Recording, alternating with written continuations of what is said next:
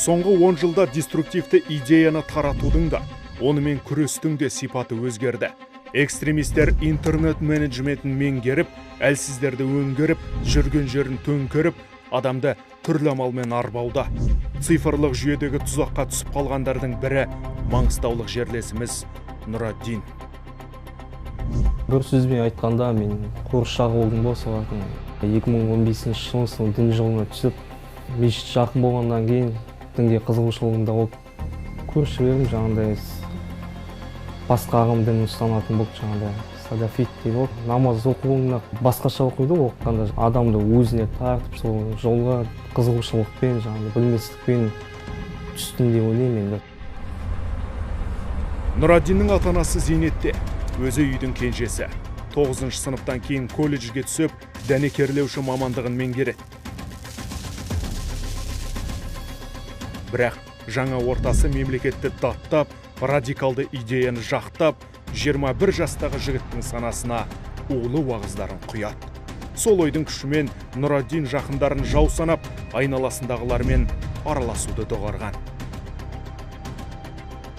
Дәумұрат Абумұхаммед Оқтам деген кісілердің уағызын тыңдап, ВКонтакте желісінде жаңағыдай солардың уағызын өзіме сақтап қойып, соларды тыңдап жүрдім басында.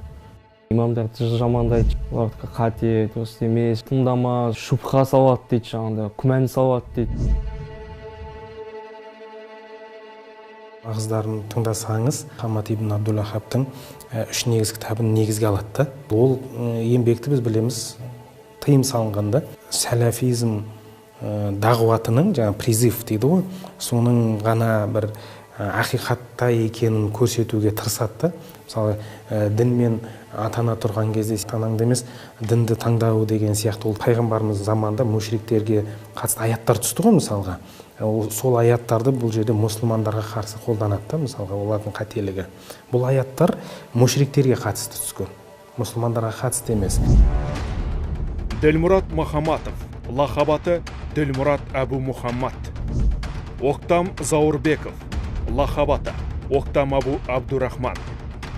Бұл екеуі әлеуметтік, ұлттық, діни алауыздықты қоздыру және терроризмді насихаттау баптары бойынша кінәлі деп танылып, қылмыстық жауапкершілікке тартылды. Псевдоуағызшылардың лекцияларын тыңдап, сақтап, жариялауға заңмен тыйым салды.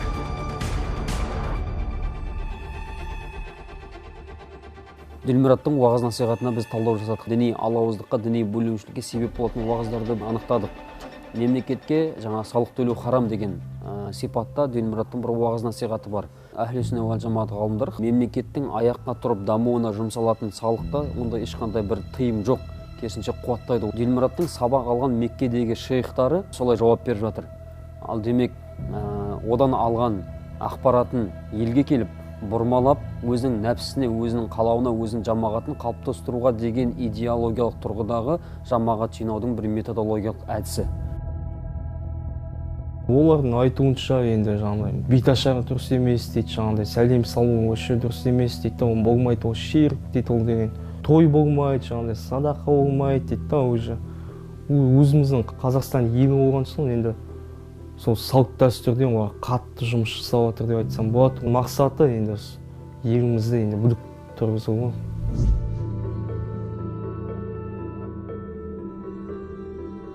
Нұраддин қазір аңыз бен ақиқаттың аражігін ажырата алады. Ал 2017 жылы ол діни сауаты болмағандықтан псевдоуағызшыларды пір тұтып, солардың ықпалымен ұлттың тарихы мен дәстүрін жоққа шығарды. Сол жылдары кейбір жерлестеріміз таяу шығыстағы шатаққа шаталып жатқанда, Нұраддин улы заһарды әлеуметтік желдегі парақшасына жүктеп, сақтаған үшін басы дауға қалған еді. Қылмыстық іске арқау болған материалдарда намаз оқымайтындарды, бидғатшылар, адасқандар, күнәһарлар деген сынды айыптаулар бар. Сондай-ақ өзге дінге, ұлтқа қарсы да айыптаулар айтылған. Октябрь айында суықпен жұмыстан келдім, сол жаңағыдай ұйықтап. Обедке жақын есікті қылдатады, кім екен деп есікті ашып қарадым. Енді екі кісі, енді костюм шалбармен өз-өзін танысты. Қазақстанға тыйым салынған лекциямен іс қозғату үстінде.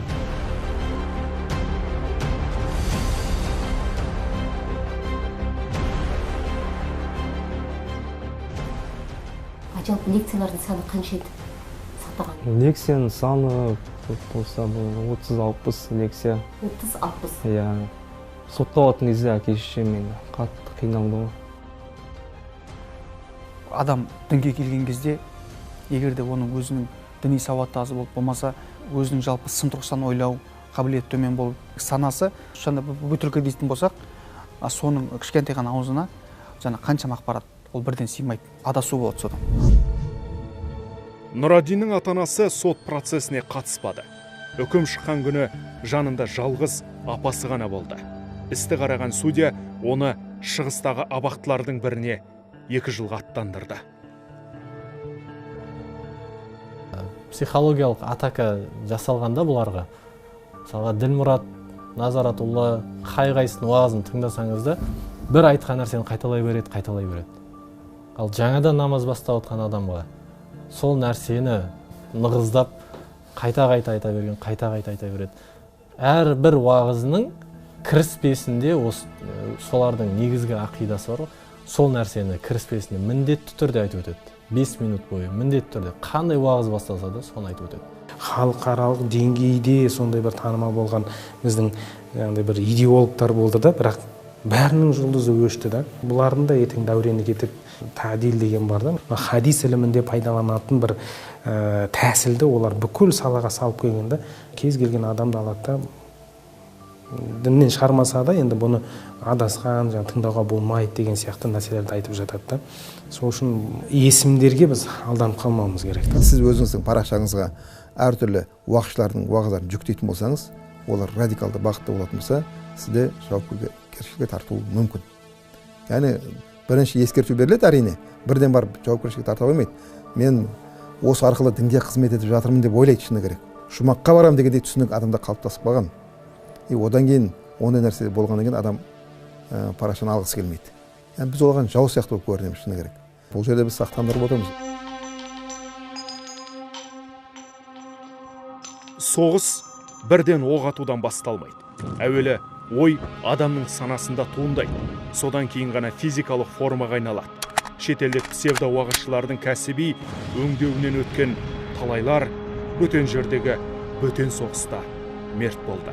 Ал адасқанын абақтыда түсінген Нұрадин теологтардың көмегімен радикалды дерттен айықты. Көп қиыншылық көрдім, милицияға көмектесті, администраторға көмектесті, қаншама киім болса да үйіне інілерінің киімін әкеліп, сәләфит деп жүрген, сол жолда жүрген адамдардан гөрі басқа жаққа бөтен адам жақсы екен олардың қасынан. Сырттағы ақымақтар тыңдаған үшін өзіміздің жаңағындай муфтиятымызды, имамымызды соларды тыңдауға шақырамын жастарды.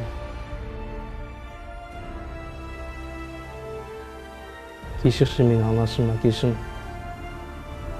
қателескенім үшін. Ел ішінде дау көбейсе, ел сыртында жау көбейеді. Жақында түрмеден шыққан Нұрадиннің қазіргі өмірлік ұстанымы бол. 24 жастағы азамат қаумалаған көп сұрақтың жауабын интернеттегі жалған әмірден емес, облыстық дін істері басқармасынан алуда.